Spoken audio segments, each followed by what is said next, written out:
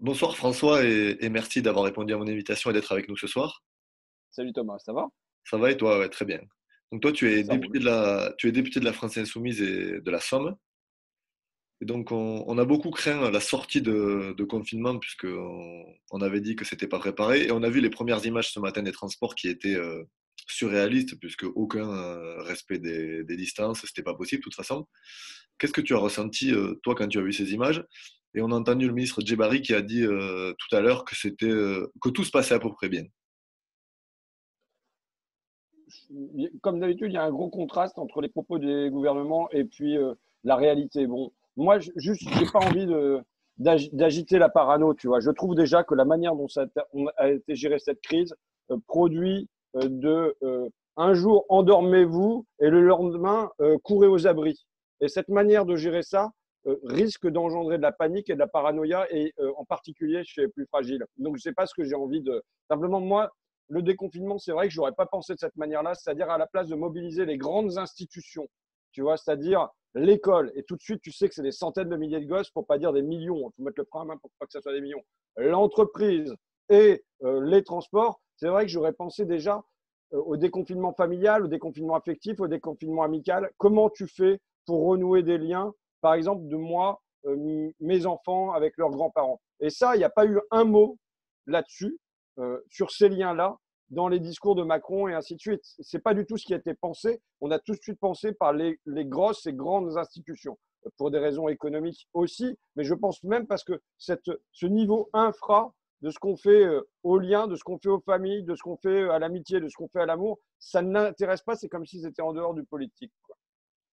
Donc, parce qu'on a vu que ce matin, ceux qui étaient obligés de prendre les transports, c'était souvent les salariés qui sont obligés de se rendre sur leur lieu de travail, qui sont mobilisés depuis des semaines.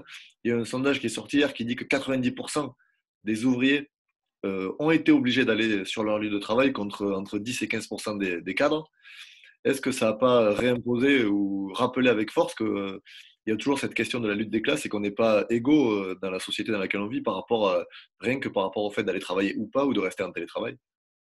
Moi, j'ai vu, en effet, au début du confinement, là, comment je croyais que ça y est, ça s'arrêtait. Et chez Valeo, je voyais que malgré les cas de Covid, ça continue à bosser. Chez Dunlop, ça continue à bosser. Et encore plus chez Amazon, qui sont dans mon coin. Donc, je suis intervenu pour dire, attendez, c'est quoi ce deux poids, deux mesures? C'était un peu bizarre. Maintenant, malheureusement, la lutte des classes, je veux dire, on ne la découvre pas, nous, à l'occasion de la crise sanitaire. On en est conscient, on le sait tous les jours. Maintenant, c'est quel va être le résultat de ça?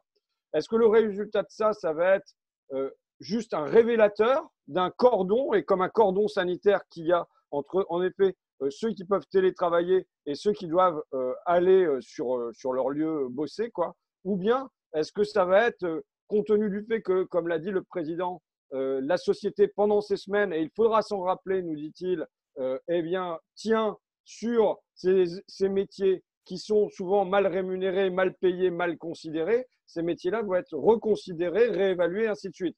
Maintenant, il dit, il faudra s'en rappeler. Il ne va pas s'en rappeler tout seul. Donc, il va falloir le lui rappeler. Le lui rappeler tous les jours. D'ailleurs, tiens, tu vois, tu sais comment je fonctionne avec des petits trucs qui me passent par l'esprit, hein. La première fois qu'on s'est rencontrés, c'est sur une femme de ménage de Honnête qui travaillait à la gare d'Agen et qui avait été licenciée parce qu'elle était passée par-dessus les voies à la place de passer par-dessous, grosso modo. Et on était intervenus ensemble et on avait eu gain de cause auprès de Honnête qui l'avait reclassée dans un site qui finalement lui convenait encore mieux. Madame Gueffard, tu vois, son nom me revient. Saluons-la au passage et saluons toutes les Madame Gueffard du pays. Eh bien, là, aujourd'hui, moi, j'interviens, par exemple, au CHU d'Amiens. Les agents d'Honnête également vont pas toucher la prime alors qu'ils ont fait l'entretien dans toutes les unités, y compris des chambres, qui maintenant, on a sous-traité aussi le ménage des chambres dans les hôpitaux. Ils vont pas toucher la prime. Et je dépose aujourd'hui même, tu vois, une loi pour les femmes de ménage, enfin, ça, je l'appelle femmes de ménage, encadrer la sous-traitante, en finir avec la maltraitance. C'est-à-dire comment on fait pour réintégrer ces métiers-là, à la fois des entreprises privées comme chez Whirlpool, on avait aussi externalisé, chez Goodyear, chez Dunlop, chez Valeo, tous ces métiers-là sont externalisés, mais aussi, par exemple, à la SNCF ou à l'hôpital ou à l'université ou dans les collèges ou dans les lycées, ce sont des tâches qu'on a externalisées, ce qui a produit un dumping Parce que là, ce qu'on propose, nous, c'est que les femmes de ménage qui sont à l'extérieur, entre employées par honnête, soient sur la même base de salaire que l'entreprise qui les emploie. C'est-à-dire que si c'est la SNCF, ben, je pense que la base de salaire, elle n'est pas le SMIC pile, ça doit être quand même un petit peu au-dessus. De la même manière à l'université et ainsi de suite, qui puissent profiter du Noël des gosses, que, enfin, tu vois, et que ça incite en fait à réinternaliser ces métiers-là. En fait, on a vécu un très grand temps de déclassement des métiers populaires, type vigile, femme de ménage, et ensuite par l'externalisation. Donc maintenant, je donne cet exemple-là, mais il va falloir leur rappeler parce qu'ils vont tout de suite chercher à l'oublier. Mais justement, tu as lancé, il y avait un mot d'ordre qui s'appelle On n'oubliera pas, qui a été lancé un peu pendant le confinement parce que ils avaient parlé de primes pour la grande distribution. On voit déjà que les anciennes, elles freinent des deux pieds pour dire attendez, on va voir si on va la verser. Les primes dans les hôpitaux, ça sera selon si vous avez été employé sur tel service ou pas. Comment on va faire pour que ce gouvernement qui a rendu hommage à ces professions, qu'il a maltraitées depuis des années, demain ne les déconsidère pas à nouveau? C'est ça, un des enjeux, c'est celui-là. C'est pas demain, c'est même aujourd'hui, parce que dans le cœur même de la crise, les décisions qui ont été prises par le gouvernement ou le laisser-aller du gouvernement fait que elles sont encore plus maltraitées. Je vais te donner un exemple, puisque tu as parlé des caissières. Euh, les caissières, elles sont remplacées par des caisses automatiques. Et pour la première fois, le 1er mai, il y a des magasins de grande distribution qui ont ouvert, chez Casino notamment, Géant Casino. Pourquoi? Parce qu'ils ont fait travailler des vigiles avec les caisses automatiques. Donc, on va vers une élimination des caissières. Ça devrait être un sujet politique. Quel magasin on veut demain?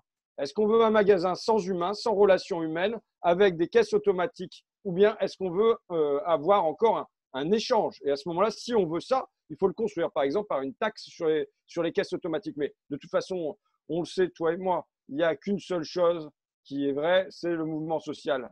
La rue et les urnes. Si tu n'as pas ça, tu n'as rien. Et si les promesses, là, ils oublieront.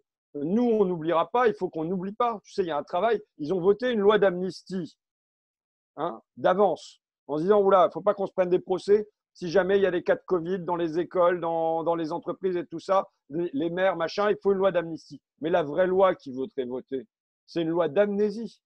C'est l'amnésie de ce moment où, en effet, ce sont les professions de soignants, d'hôpital, sur lesquels ils n'ont cessé de taper pendant des années, les caissières, les agents de nettoyage qui ont tenu le pays. Il faut l'oublier. Et il faut oublier ce temps aussi où le pouvoir a été hésitant, presque s'excusant des fois de ne pas fournir les masques, pas fournir les tests et tout ça. Et évidemment, dans leur discours, ils vont chercher à lisser ça, à l'évacuer, à nous le faire oublier. Donc, contre cette loi d'amnésie qu'ils veulent nous imposer, bah, nous, on doit résister et résister entre autres par la mémoire. Ce soir, moi, je participe, je ne sais pas ce qu'il en est dans ton coin, mais je participe à un premier rassemblement Déconfinons nos libertés qui se trouve c'est l'intersyndicale à Abbeville qui monte ça, notamment sur la question de la gratuité des masques, sur les questions de les professions qui ont été au premier rang dans la crise. Il faut qu'elles soient pas oubliées, et ainsi de suite. Donc là, il y a un premier mouvement. Je ne sais pas si c'est un peu partout en France ou si c'est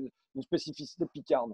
Si, il y a pas mal de mobilisations, de premières mobilisations qui voient le jour dans le cadre contraint sanitaire qu'on connaît, mais effectivement, la colère, elle n'a pas été mise sous le tapis, elle va ressortir.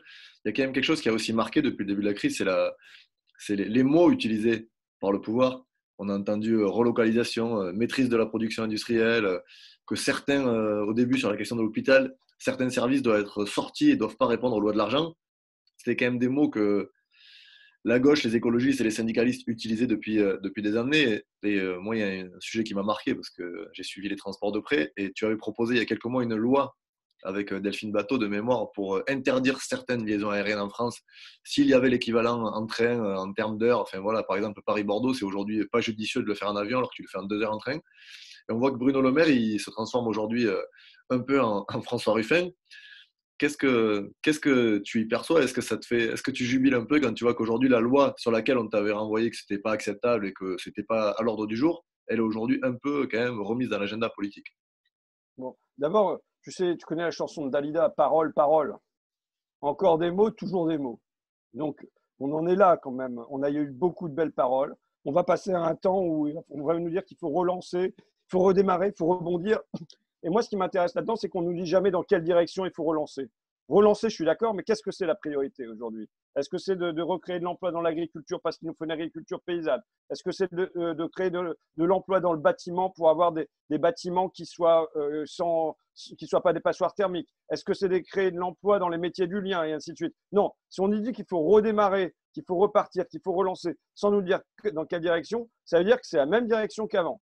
C'est de l'avant comme avant et même pire qu'avant parce qu'il faudra rembourser la dette, les déficits et tout ça. Ça va être ça le fond de leur discours maintenant. Donc, après, Bruno Le Maire, il se passe un coup de vernis. Et tu sais, comme je fais un jeu de mots, vernis, je l'écris V-E-R-T-N-I-S, tu vois. Parce qu'en vérité, nous, ça concernait, avec Delphine Bateau, ça concernait 26 lignes, comme ça, il me semble de mémoire. Lui, on en est réduit à 3 lignes, en vérité, hein, parce qu'il a machiné son truc. Et ça, c'est la condition qu'il pose pour les milliards et les milliards qu'il va déverser sur Air France et sur Airbus, tu vois. Donc, c'est quand même une contrepartie en termes d'écologie qui est hyper ténue comparé au carnet de chèques qui est ouvert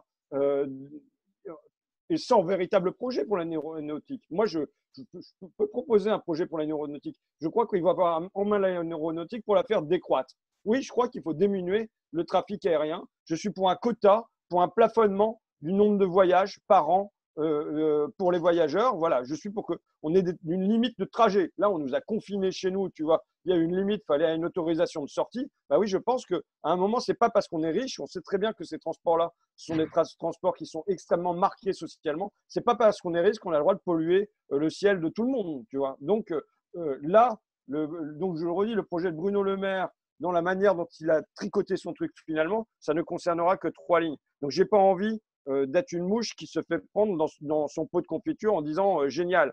Donc, ceci dit, puisqu'il repique des trucs qu'on fait, là, je pose la question des quotas aériens. Et puis, on verra si dans 2 ans, il me les repique. Justement, tu as raison de dire sur le sens où on va aller, parce qu'il y a quelques jours, je recevais le porte-parole de la Confédération paysanne et je lui ai posé la même question sur la souveraineté alimentaire.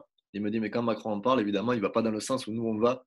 Et aujourd'hui, on voit qu'on a peut-être gagné sur certains mots qui étaient plus dans l'agenda, mais qui sont revenus sur le tapis. Mais comment on va, moi, la question qui m'anime, c'est comment on va réussir à imposer d'avoir une direction qui est celle que nous, on considère qu'est la bonne, et comment il faut quelle mobilisation derrière on met pour créer les conditions de gagner, parce qu'ils ne vont pas nous servir sur un plateau ce qu'on demande depuis des années. Ils ne sont pas là-dessus du tout. C'est sûr que, bon, il y a plusieurs choses. D'abord, il n'y a aucune rupture qui tombera toute cuite du ciel, ou de la présidence de la République, ou n'importe. Tout ce qu'on aura, on sera allé l'arracher, et la pomme, c'est pas comme un fruit qui est mûr. Il faut aller le tirer de toutes nos forces pour qu'il y ait quelque chose qui tombe. Donc voilà, ça c'est la première chose. La deuxième chose, c'est que c'est pas parce qu'ils prennent nos mots. Leur monde, il tient pas que par des mots. Il tient par des intérêts économiques. On n'est pas là dans une bataille académique entre des philosophes, et puis il y en a un qui reconnaît à la fin qu'il a tort et l'autre qu'il a raison. Non, il y en a qui tirent tous les jours des milliards du fonctionnement de ce monde-là, avec le fait que, par exemple, chez Sanofi, ou dans le médicament en général, on a été produit en Inde et en Asie. Pourquoi ils le disent eux-mêmes? Pour du dumping environnemental. Parce que les normes en Europe, elles étaient plus élevées, et donc on allait chercher des normes plus faibles là-bas. Ben, c'est pas vrai que parce qu'ils se disent ah mais on a eu tort, regardez, on a failli manquer, enfin on a manqué d'Hypnovel en France, donc on va relocaliser ça gentiment. Non, c'est pas vrai. Alors par exemple la relocalisation, ben, il y a 2 manières de l'aborder. En vérité, la manière qui va être abordée, à mon avis, c'est de rien faire et de laisser faire, si on laisse le pouvoir entre leurs mains. Mais il y a une manière, c'est de dire il faut des taxes aux frontières, des quotas d'importation, des barrières douanières, du protectionnisme, qui a été un outil de régulation de la folie mondialiste pendant des décennies, voire des siècles. Soit on a ça, soit il y a la manière dont, y compris l'industrie du médicament, par exemple, en l'occurrence, commence à aborder ça, c'est il faut des incitations. Ça veut dire quoi? Ça veut dire qu'il faut leur donner encore plus de pognon. Et que si on leur donne encore plus de pognon, peut-être qu'ils vont consentir à revenir produire ici. Donc, tu vois, déjà, rien que pour la relocalisation, tu as 2 chemins qui sont différents. Mais en vérité, ce qui est le plus probable, c'est que l'ordre mondial va continuer à se poursuivre si jamais on n'est pas, non pas comme un petit grain de sable dans cette machine-là, mais à poser des pierres sur les rails pour stopper ce train fou, quoi. Et fou, je rappelle que c'est un mot de Macron qui a parlé de la folie. Et Sarkozy avait utilisé le même mot en 2008 à propos de la mondialisation, il avait parlé de folie. Mais la folie, elle continue. Si jamais on vient pas l'arrêter. C'est pas Macron qui va l'arrêter, c'est pas le gouvernement de Macron qui va l'arrêter. Donc de toute façon, c'est comment on fait pour réintroduire du courage dans le cœur des hommes, quoi. Comment on fait pour les sortir de la résignation et ainsi de suite. Ben, c'est pas facile. Je trouve que c'est un bon signe quand même, que même si on sait que ça va être des toutes petites manifestations de rien du tout, mais que dès ce soir, les gens se sentent pas, parce qu'il y a une espèce de terrorisme là, quand même. Je vais dire de terrorisme sanitaire, je me permets, mais quand même, tu vois, quand tu as une alliance entre le pouvoir politique, le pouvoir technologique, le pouvoir policier, et tout ça appuyé sur des normes sanitaires, c'est un pas en avant dans l'univers orwellien. Et donc, que malgré ce chantage-là, il y ait quand même des hommes qui se disent « Allez, on y va, on fait un premier pas », moi, je trouve que c'est un bon signe. Moi, je voudrais poser comme date potentiellement, on sait que l'état d'urgence sanitaire, là, pour l'instant, il s'arrête le 10 juillet. Moi, je voudrais poser la date du 14 juillet. On n'a pas eu notre 1er mai. Moi, je veux poser la date, enfin voilà, je veux la poser à toi, Thomas Porte, je veux la poser aux communistes qui nous regardent, je veux la poser aux syndicalistes qui nous regardent, je ne veux pas la poser François Ruffin tout seul, juste je veux la mettre en débat, le 14 juillet. Et si on en faisait un le 14 juillet, si ce n'était pas que l'armée le 14 juillet, j'ai rien contre, mais si ce n'était pas que ça, si c'était le sentiment populaire de la prise de la Bastille avec 1 mètre de distanciation et des masques, pourquoi pas? Mais on espère que ta proposition va trouver écho, puisque on sait que tout le monde est en recherche d'initiatives communes et il y a une question qui va encore une fois se poser, c'est la question du rassemblement. Elle est souvent évoquée depuis des années et aujourd'hui, ça discute, la gauche, les écologistes, les syndicalistes, il y a des textes qui sont signés, des discussions. Mais j'ai lu que dans l'IB où tu es interviewé hier ou avant-hier, qu'on n'était pas à la hauteur de la situation. Toi, tu portes depuis plusieurs mois ce qu'on appelle l'alliance du rouge et du vert. Aujourd'hui, qu'est-ce qu'il faut comme réponse politique et comment on construit ce rassemblement? Et c'est pas une question évidente parce que pour l'instant, on a buté dessus, mais qu'est-ce qu'on peut faire pour que dès aujourd'hui, euh, la gauche, elle assume ses responsabilités? Bon, on a un problème qui s'appelle la présidentielle. C'est-à-dire que autant si tu fais les législatives, il y a 577 circonscriptions, tu peux les répartir entre tout le monde, et puis il y a les contents, il y a les pas contents, et puis tout ça, mais tu t'en sors. Le problème de la présidentielle, c'est qu'il y a un bonhomme, c'est tout, quoi. Et on bute là-dessus. Donc, je ne vais pas te donner de recette miracle. Moi, je souhaiterais que les législatives préemptent sur la présidentielle. Que je pense que ça serait une manière plus simple pour nous de construire et que ça donnerait lieu sans doute à une forme de débat qui serait, moi, qui me ressemblerait plus que ce truc qui repose sur un seul bonhomme. Maintenant, bah, malheureusement, le jeu, tu ne fixes pas les règles du jeu. Donc, le jeu est celui-là. Moi, je pense que là, il faut une espèce de pétition. Arrêtez vos conneries, quoi.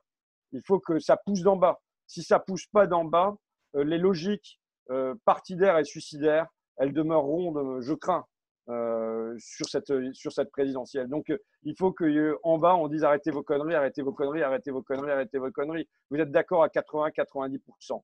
Ceci dit, je vais faire une nuance là, je veux dire, souvent les partis sont d'accord sur les finalités poursuivies, et elles sont souvent merveilleuses.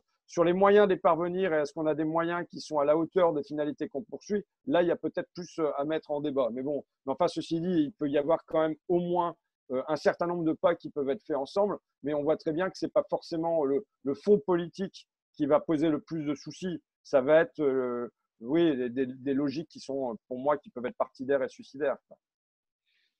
Mais merci François pour cet éclairage, pour cette discussion, et puis en espérant qu'on va se retrouver nombreux, pourquoi pas le 14 juillet dans la rue pour avoir une grande initiative, parce que c'est vrai que pour des militants syndicaux et politiques, ne pas fêter le 1er mai, c'est quand même extrêmement particulier.